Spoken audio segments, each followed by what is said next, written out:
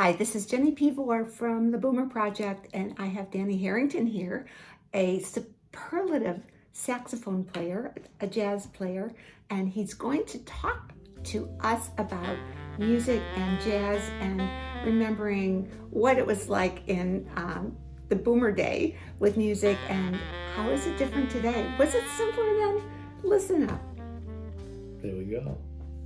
Yeah, it was simpler because there was just not as many things to be distracted by. And in terms of music, I mean, if somebody recorded something in California, in LA studio, it took 6 months to get to the East Coast.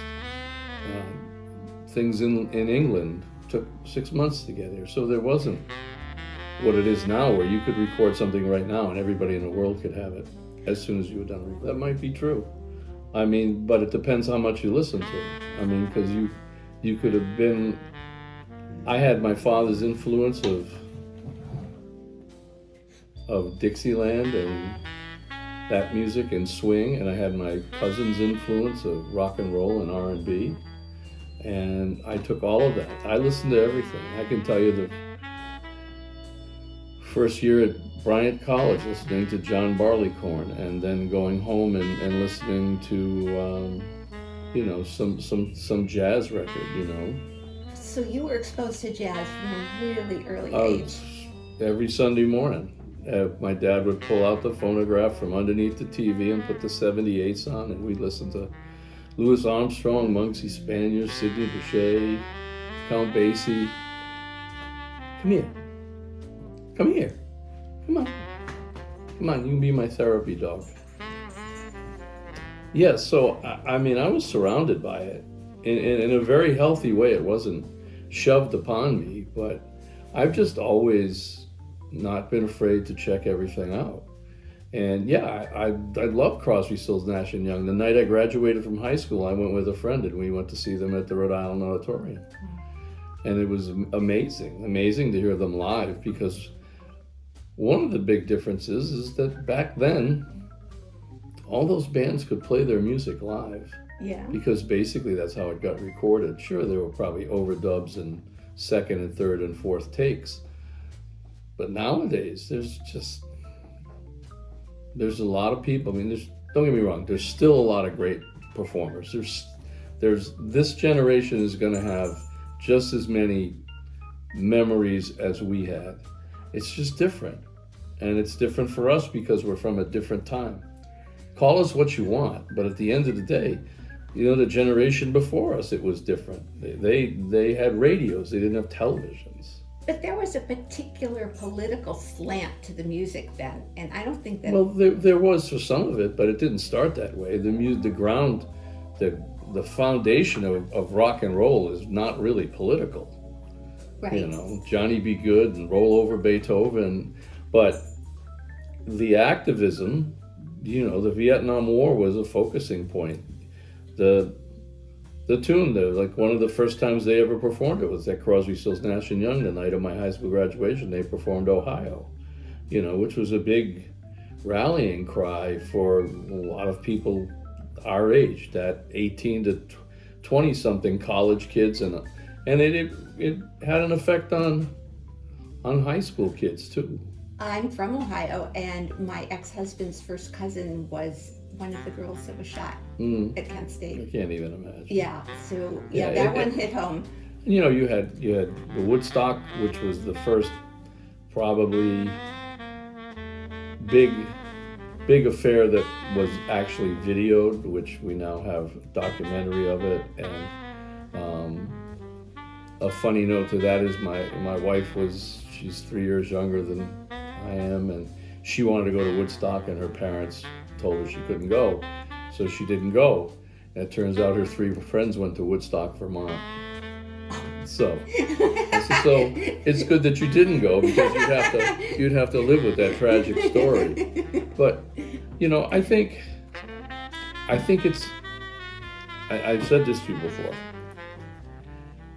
simpler because the music was easier to find. We had music off radios. We had DJs, all right? We had every kid had a transistor radio with the one little earplug.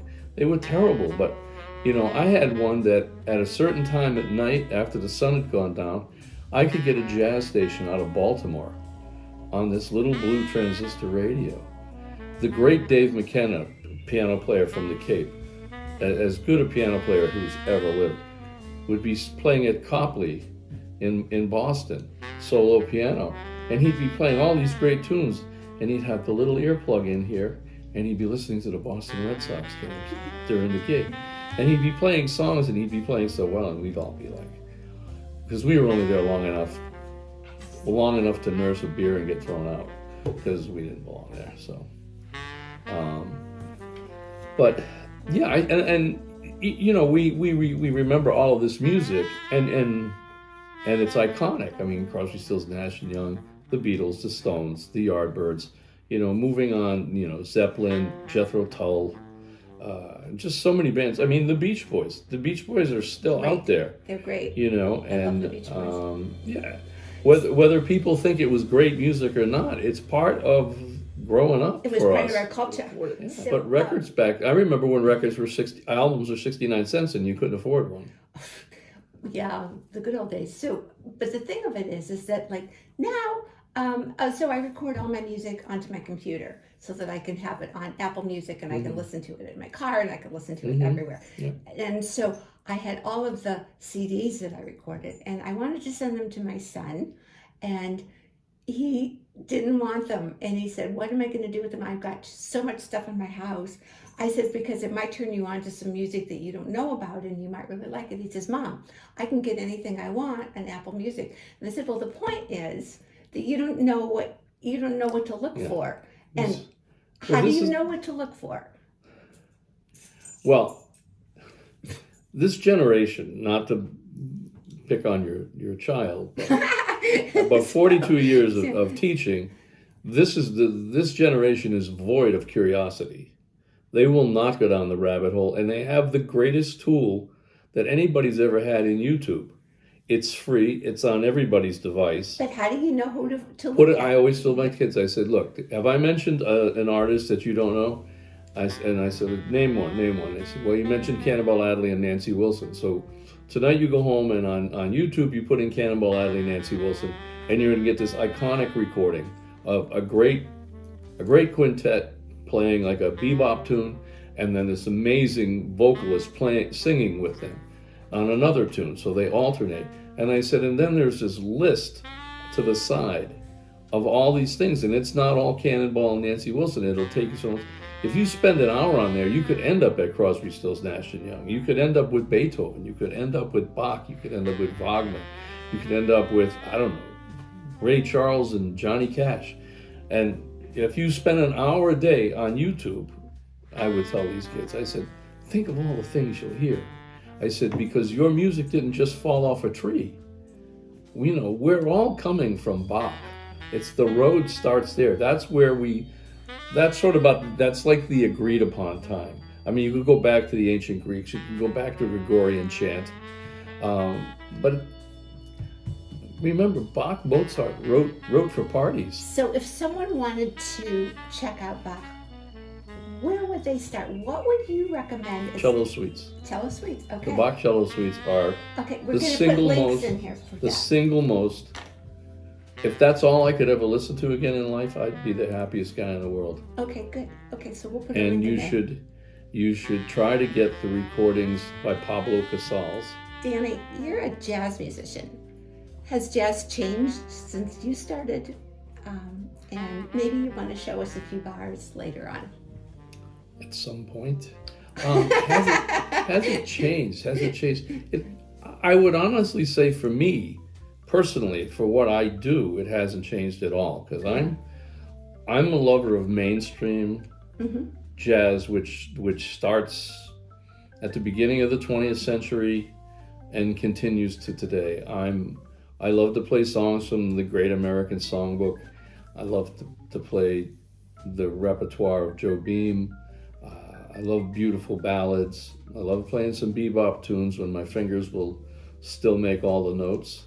And so for me, it hasn't, but to say that it hasn't changed would be incorrect, because there are different avenues it's traveled to. There's a lot more electronic stuff. There's the whole fusion thing, and then you get into the argument of what is jazz, and is jazz just Charlie Parker or John Coltrane, or is jazz Michael Brecker, Chick Corea's Return to Forever, all the Gary Burton stuff.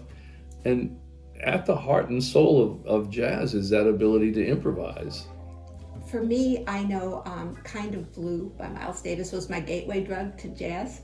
And I still is. Yeah, I love that piece. And so if someone is interested in exploring jazz, could you give a few recommendations for pieces that you would think they might like? I would first, on any list, pick things that are accessible.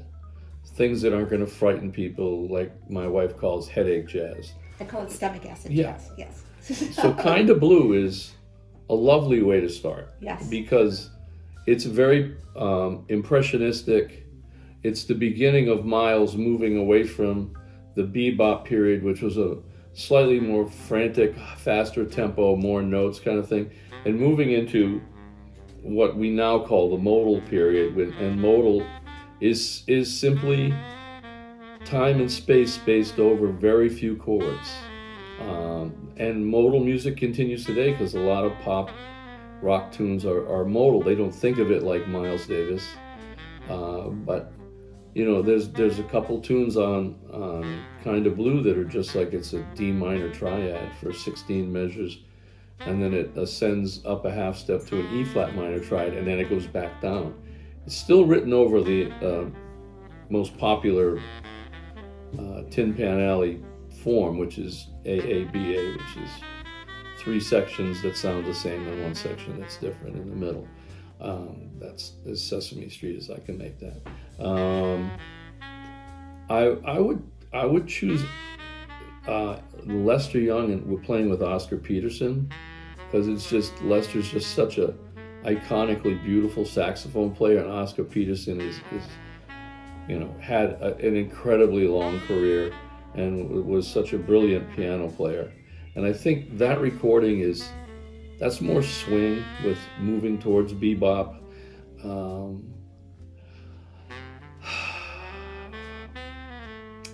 The Cannonball Adderley Nancy Wilson, because everybody likes a singer.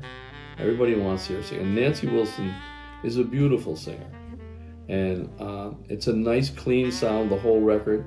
And you're going to get some serious bebop, because Cannonball Adderley, my favorite player of all time. Those are 3. John Coltrane, everybody has had an experience where they've listened to something that Coltrane did that was very out. But John Coltrane is a master. Love Supreme? Love Supreme, yeah, but you don't want to start there. I started there. Yeah, well, not everybody's the same. I'm talking about things that wouldn't scare the average person they're already afraid when they hear jazz. Very afraid. The name, because they don't know what to expect. Right. Okay. John Coltrane and Johnny Hartman. Oh, Johnny Hartman. I love Johnny Hartman. That's a beautiful record. It's incredibly accessible. It's very pleasing. It's mostly ballads. Wow. And it's a good record to fall in love to. Okay. Yeah. Well, yeah, well. There you go. You started with a Love Supreme. You picked that. Yeah, right. Yeah. Okay. I know a retired professor from Berklee, and you've been playing around Boston forever, and you play in Newburyport now, so where can people find you?